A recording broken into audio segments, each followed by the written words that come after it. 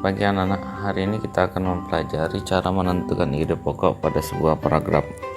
Hari ini dikhususkan pada penerapan konsep langsung menentukan ide pokok dari paragrafnya.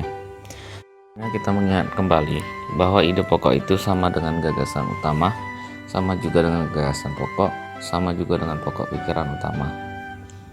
Ide pokok merupakan ide atau gagasan yang menjadi pokok dari pengembangan sebuah paragraf. Dalam satu paragraf hanya ada satu ide pokok. Ide pokok selalu terdapat di dalam kalimat utama. Kalimat utama pada sebuah paragraf biasanya terletak di 3 buah posisi. Yang pertama itu yang ada di awal paragraf atau kalimat pertama, sering kita sebut sebagai paragraf deduktif.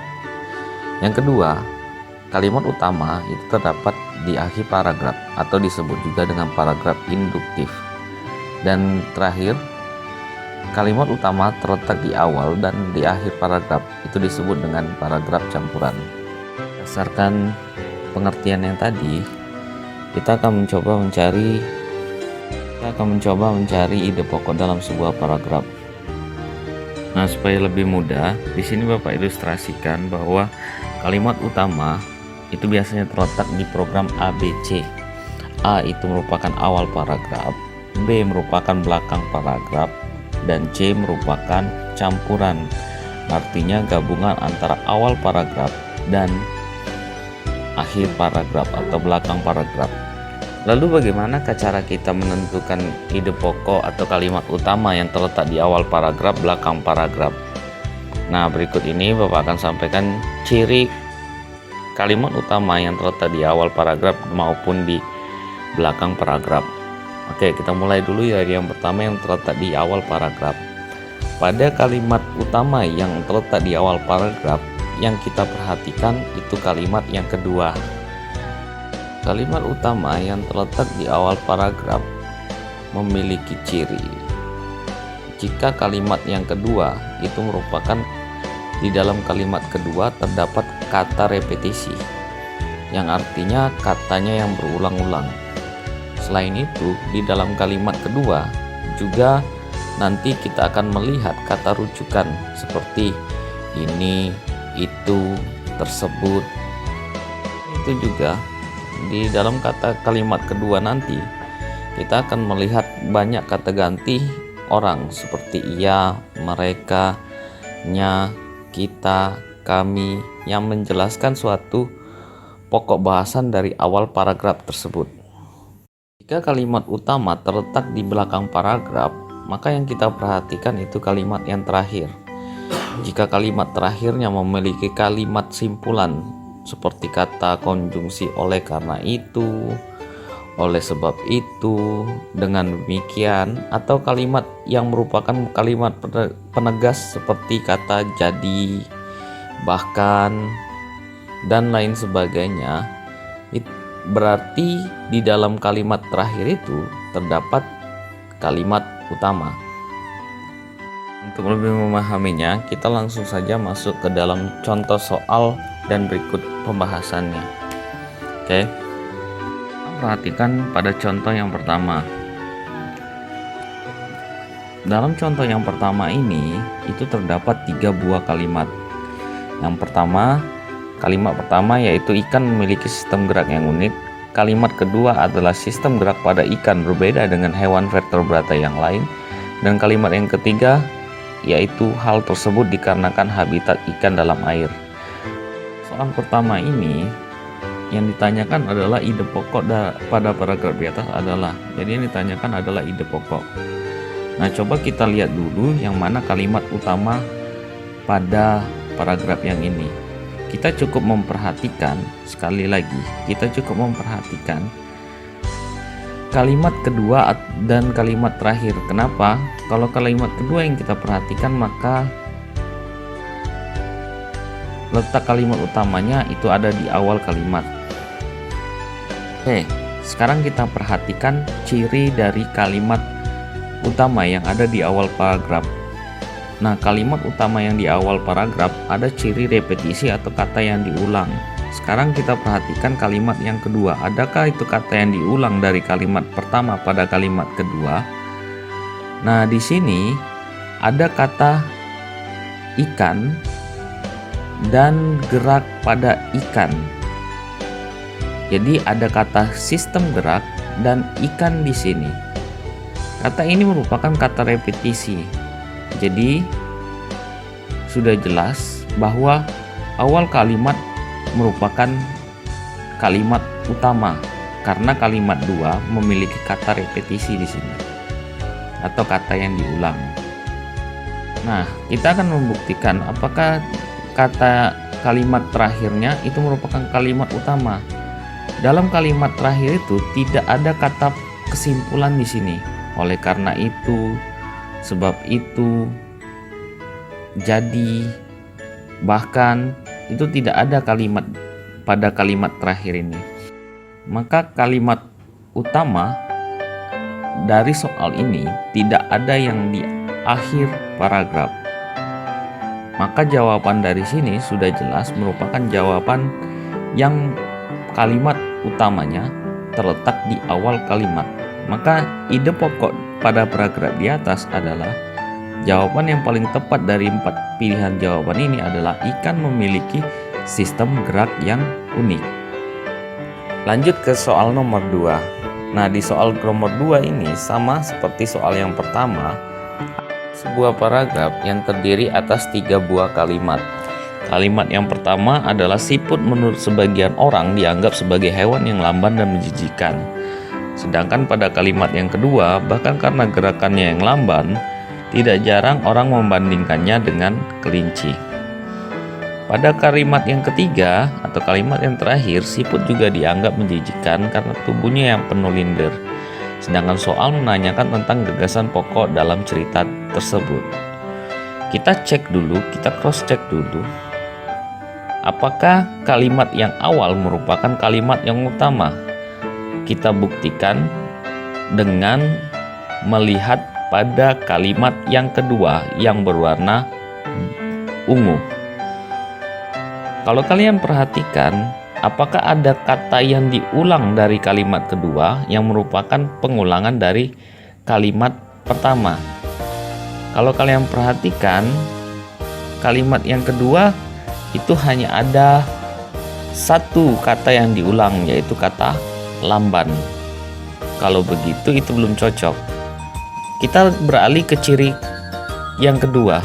Nah, di ciri yang kedua ini itu terdapat kata ganti rujukan. Apakah ada kata ganti rujukan di situ? Ternyata ada. Ternyata ada katanya di situ yang menjelaskan tentang siput tersebut. Karena itu ada berupa kata rujukan atau kata yang merujuk ke sesuatu, maka kalimat pertama merupakan kalimat utama. Sekarang kita cek apakah kalimat terakhir juga merupakan kalimat utama. Setelah kita cek, di sini tidak ada kata-kata yang berupa kata simpulan.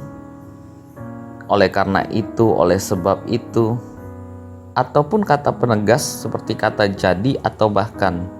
Berarti kalimat yang terakhir ini bukan kalimat utama. Berarti contoh yang kedua ini termasuk juga paragraf deduktif atau paragraf yang kalimat utamanya hanya berada di awal kalimat. Maka gagasan pokok dalam cerita tersebut kita perhatikan yang kalimat utamanya yang ada di awal kalimat, yaitu kalimat berwarna merah. Siput menurut sebagian orang dianggap sebagai hewan yang lamban dan menjijikan. Nah, untuk mencari gagasan pokoknya sendiri, kita berpatokan dengan kalimat pertama, namun juga kita harus memperhatikan pengulangan pada kalimat-kalimat yang setelahnya. Pada kalimat kedua dijelaskan bahwa gerakan siput itu lambat. Sedangkan pada kalimat ketiga dijelaskan tentang bagian tubuh siput yang dianggap menjijikan.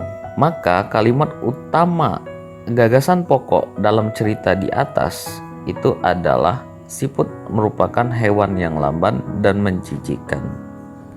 Nah, pada contoh soal yang berikutnya, contoh soal yang ketiga, kalian di sini diminta untuk menentukan Manakah kalimat utama yang terletak pada bacaan?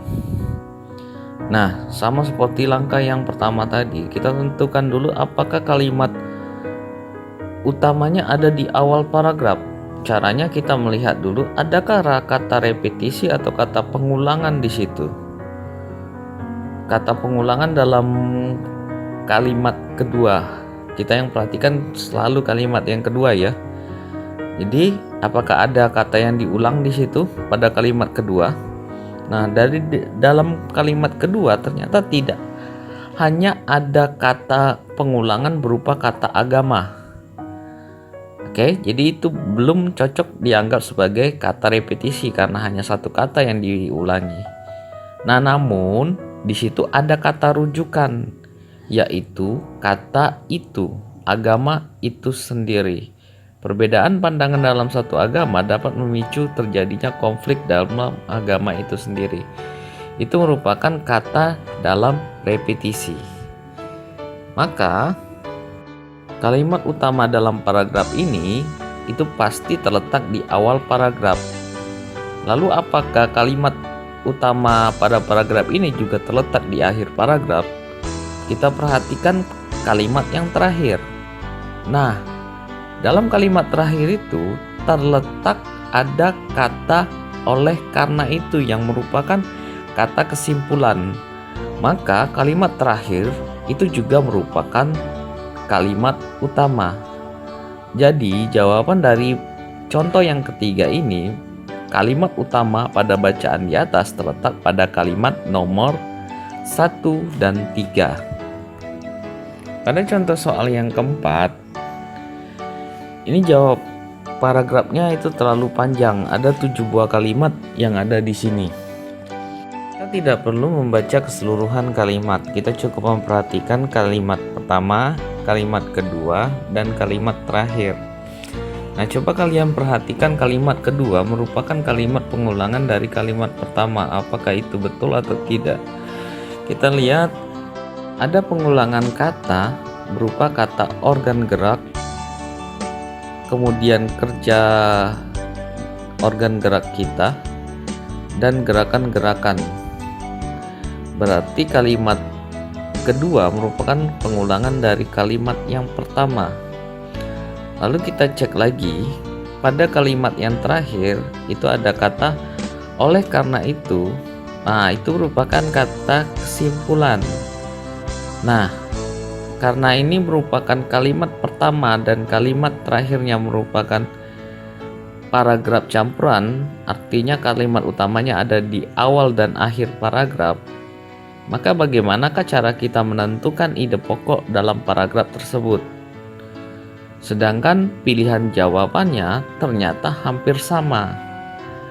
Maka kita harus perlu mengingat kembali pembelajaran pada kelas 4 yang terdahulu bahwa sifat kalimat utama atau sifat ide pokok itu bersifat umum. Artinya kalimatnya merupakan kalimat yang masih bisa dijabarkan kembali. Nah, dari ke kalimat pertama dan kalimat yang terakhir, manakah kata yang bersifat umum? Jadi, agar terhindar dari cedera pada organ gerak kita, tulang dan otot. Dan satu lagi kalimat, kita harus menjaga organ gerak kita dengan sungguh-sungguh. Manakah yang merupakan kalimat umum? Apakah ada yang tahu? Ya, ternyata kalimat umumnya kita harus menjaga organ gerak kita dengan sungguh-sungguh. Maka jawaban yang paling tepat itu merupakan pilihan yang D. Nah, untuk pembelajaran hari ini Bapak rasa cukup sampai sini. Sekian, terima kasih.